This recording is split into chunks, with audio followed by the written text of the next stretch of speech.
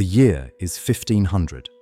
We are high in the Andes Mountains of South America, 2 miles above the sea, in the sacred city of Cusco, the navel of the world. Around us stretches an empire so vast that it runs along the spine of an entire continent, nearly 3,000 miles from the deserts of modern Ecuador down into central Chile, climbing from steaming jungles up onto frozen mountain peaks where the air is so thin that strangers can barely breathe. Roughly 12 million people live within this empire, building terraced fields up the mountainsides, weaving impossibly fine textiles, herding llamas and alpacas, and serving the state with a level of organization that has no equal anywhere in the Americas. And the strangest thing about this empire is what it does not have. There is no money. There is no writing as the rest of the world would understand it. There is no wheeled transport. There are no horses, no cattle, no iron tools. And yet, somehow, this empire functions like a single great machine, fed and clothed and obedient, and at its absolute center, in a palace of polished stone in Cusco, lives a single man whom every soul in the empire considers nothing less than the son of the sun. That man is you. You are the Sapa Inca, the only Inca, the divine emperor of the land called Tawantinsuyu, the realm of the 4 quarters. Using advanced AI trained on the surviving stone temples and royal palaces of the Andes, the chronicles set down by Spanish observers in the decades after the empire fell, the testimony of Inca nobles preserved by half-Inca historians, the famous knotted string records used to count the empire's affairs, and the breathtaking gold and textile work that survives in museums today, we have reconstructed a single day in the life of an Inca emperor at the absolute summit of his power. Step into the heart of his palace at Cusco, but understand the first rule of this empire from the very beginning. You are so sacred that ordinary human beings are not permitted to look directly upon you, and anything your body touches must afterward be carefully gathered and burned. The supreme luxury of your court is not gold, though you are buried in gold. The supreme luxury is sacredness so absolute that the world itself must be reordered around you. You do not walk among ordinary people. Subjects approach you barefoot, bent double, carrying a small symbolic burden upon their backs to show their unworthiness. They may not turn their backs upon you when they leave. They may not look directly at your face. They may not eat in your presence. Your hair, your nail clippings, the food you have not finished, even the clothing you have worn once, are gathered up by special attendants and burned at the end of each day, so that no scrap of your divine person ever falls into impure hands. You are the living God of the Andes, and even the dust that touches your skin is too holy to be left lying on the ground. You wake in a royal palace within the sacred precinct of Cusco, a city laid out by tradition in the shape of a sleeping puma, with your imperial residence near the heart. The walls around you are built of vast stones, cut so precisely that they fit together without mortar, the joints so perfect that a knife blade cannot slip between them, even though the blocks weigh many tons and were carved with tools of stone and bronze. The interior is panelled in fragrant wood. The floors are spread with rugs and skins. Niches in the walls hold small idols, drinking vessels of solid gold, and offerings of brightly coloured feathers from birds of the lowland jungles, feathers so prized that whole tribes pay their tribute to you in nothing else. You sleep on a low bed laid with the softest woven cloth in the world, Vicuña wool, the underfleece of a small wild relative of the llama whose harvest is reserved for the emperor alone. Outside, the morning sun rises over the Andes and strikes the long stone walls of the city, including the most sacred place in your empire, the Coricancha, the great temple of the sun, whose interior is sheathed in plates of beaten gold so thick that the light reflecting off them turns the entire chamber to a single, blinding glow. You are dressed by attendants chosen specifically to serve your body, in garments of such fineness that they astonish even the Spanish observers who will later record them. Your tunic is woven from the finest compi cloth, a tightly woven textile of Vicuña wool and dyed cotton, embroidered with intricate geometric patterns in brilliant reds, yellows, blacks, and blues. You wear each new garment exactly once. At the end of the day, it is taken from you, stored in great royal warehouses with the previous days, and may even be burned in the regular ritual disposals of imperial belongings. Each day, you are dressed in something never worn by any other human being on Earth. Around your shoulders hangs a cape of bright tropical feathers brought hundreds of miles from the rainforests below. Upon your forehead, you bind the supreme symbol of your office, a thick fringe of red wool called the mascapicha, hanging just above your eyes. This red fringe, more than any crown of gold, marks you as the Sapa Inca. Gold discs distend the lobes of your ears, stretching them long, the visible sign of the so-called orellones, the long-eared nobles of your court. When you walk in public, you may be hidden behind a curtain of fine cloth held by attendants, so that those you pass may sense your presence but never look upon your face. By mid-morning, you turn to the business of governing the largest empire ever built in the Americas.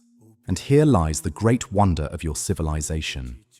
You have no coined money, you have no written script, and yet your empire runs on the most highly organized labor system in the pre-modern world.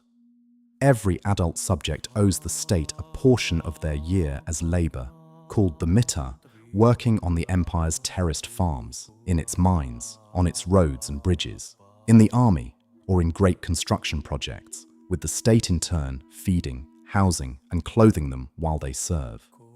The vast network of imperial warehouses across the empire is kept stocked with food, cloth, sandals, and weapons, ready to be released in times of famine, war, or local disaster.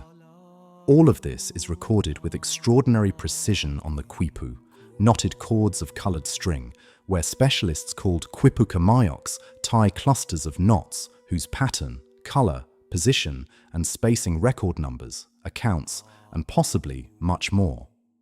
Your administrators can tell you, at a glance from a Quipu, how many bags of maize sit in a warehouse 1,000 miles away, or how many fighting men of military age live in a particular province. Your runners, the famous Chasqui, sprint between relay stations along your vast stone roads, carrying messages, quipus, and even fresh fish from the distant Pacific coast to your inland court, said to arrive within days from a sea hundreds of miles away. And your empire is bound together by something equally astonishing: roads. Tens of thousands of miles of paved imperial roads snake across deserts, climb mountainsides on great staircases, cross gorges on swaying suspension bridges woven from braided grass, and link every important town in the empire to the capital. No wheeled cart will ever roll upon them, for your civilization has never adopted the wheel for transport. Your armies, your messengers, your tribute caravans of llamas all move on foot. The roads themselves are the empire's nervous system, and your control of them is what allows one man in a city in the high mountains to feel the pulse of a continent. Your family is, in the most absolute sense, divine. Imperial blood is considered too sacred to be diluted by ordinary mortals, and so the Sapa Inca's principal wife, his queen, the Coya, is by tradition his own full sister. Brother-sister marriage at the very top of the empire keeps the divine bloodline pure, just as it did in certain other ancient royal lines. Beneath the queen, you maintain a vast household of secondary wives drawn from the most beautiful and noble women of the realm, including the chosen women called Acllacuna, girls selected as young girls from across the empire for their beauty and ability, then raised in cloistered houses to weave the finest cloth, brew the sacred maize beer used in rituals, and serve the temples or the imperial household. Your sons by these wives number in the dozens, and they form a vast network of imperial princes from whom future emperors and great administrators are drawn. But this profusion of heirs is also a curse. Disputed successions are the most dangerous moment in your empire's life. At your death, The throne can be torn between rival sons, and even now, in 1500, the seeds of such a war are quietly being sown that will help bring the empire to ruin within a generation. In the afternoon, you go out, and your travel itself is a marvel. You do not walk where ordinary feet have walked. You are carried in a golden litter, a great cushioned platform of carved wood overlaid with sheets of beaten gold, hoisted upon the shoulders of a chosen team of bearers, often nobles themselves, considered honored to bear the weight of the emperor. Before you walk attendants who sweep the road. Behind you flow ranks of guards, courtiers, and officials. When you travel between cities, the procession may stretch for miles, and entire towns turn out to prostrate themselves as you pass, faces pressed to the ground until your golden litter has glittered out of sight over the next ridge. You may visit the great Temple of the Sun in Cusco, the Coricancha, where attendants tend a perpetual sacred fire, where the mummies of your imperial ancestors are kept in honored state and consulted as oracles, and where a glittering ceremonial garden once contained life-size figures of plants and animals fashioned out of solid gold and silver, a treasure that European conquerors would later melt down and ship across the sea. Or you may climb to one of your private royal estates in the mountains, a complex of palaces, gardens, baths fed by stone-channeled spring water, and observation platforms set among the peaks, retreats so remote and so beautifully built that they will be lost for centuries before the world rediscovers them. As evening falls, you eat in a manner unlike any other monarchs. You dine alone, or with only your most intimate family present, seated upon a low stool, attended by women who serve every dish themselves and may not address you unless you speak first. Before you are placed dishes of roasted llama meat and guinea pig, both prized delicacies in the Andes, bowls of maize stews thick with peppers and herbs, steaming tubers from the great variety of potatoes that your civilization, alone among ancient peoples, has cultivated into hundreds of distinct kinds, in colors from yellow to deep purple. Roasted maize, honey, fresh fruit from the warmer valleys, mangoes, avocados, lucuma, and the sacred drink of the empire, chicha, a frothy, fermented maize beer brewed by the chosen women, served to you in matching ceremonial cups of gold or polished wood.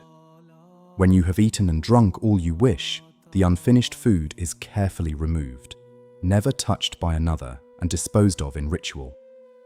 The cup from which you drank may be used again, or it may be retired forever. Your meal, like everything else about you, is treated as a holy event. Late at night, the great city of Cusco grows quiet. Torches burn before the temples. Watchmen pace the stone walls. You sit in your inner chamber, surrounded by quiet attendants, and consider the affairs of an empire stretching 3,000 miles from end to end. You command armies. You hold the destinies of millions of subjects in your hand.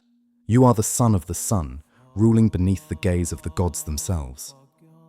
For when you die, your civilization will do something that no other empire on earth attempts. It will refuse to fully let you go. Upon your death, your body will be carefully mummified, preserved through the dry mountain air and meticulous craft, dressed in your finest robes, placed upon a throne, and kept in your own palace as if you were still alive. Your servants will continue to attend you. Your lands and palaces will not be passed to your heir, but will continue to belong to you, the dead emperor, and to the relatives who form your royal cult. They will dress your mummy daily. They will offer it food. They will consult it on important matters and speak its answers aloud. On great festival days, your preserved body will be carried out into the plaza of Cusco, set beside the mummies of previous emperors, and seated together at a banquet of the dead, served by the living. Your new heir, who inherits the throne but not your estates, must begin from scratch, conquering new lands and building new palaces of his own, because all of yours still belong to you. Where other civilizations bury or burn their kings, you will continue, in a very real sense, to reign, holding court and receiving offerings from beyond the veil of death, for as long as your descendants and your empire endure. That was a glimpse into the life of the Sapa Inca at the absolute height of his power. A life lived as a living god in a stone city in the clouds, ruling the largest empire ever assembled in the Americas through roads, runners, knotted strings, and ruthless organization, surrounded by such sacredness that even the air around him was carefully managed and burned.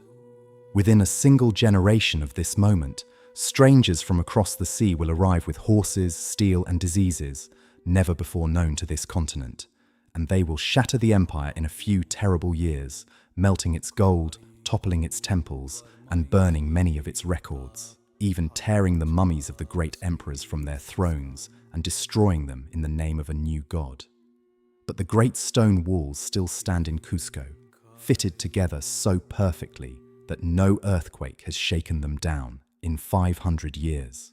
The terraced fields still climb the mountainsides. The hidden royal estates still wait, half overgrown, in the high passes of the Andes. And somewhere, in those silent ruins, the memory still lingers of an empire that ran without money or writing, of a god-king carried on a golden litter through the clouds, and of a civilization that believed even death itself could not unseat the divine son of the sun.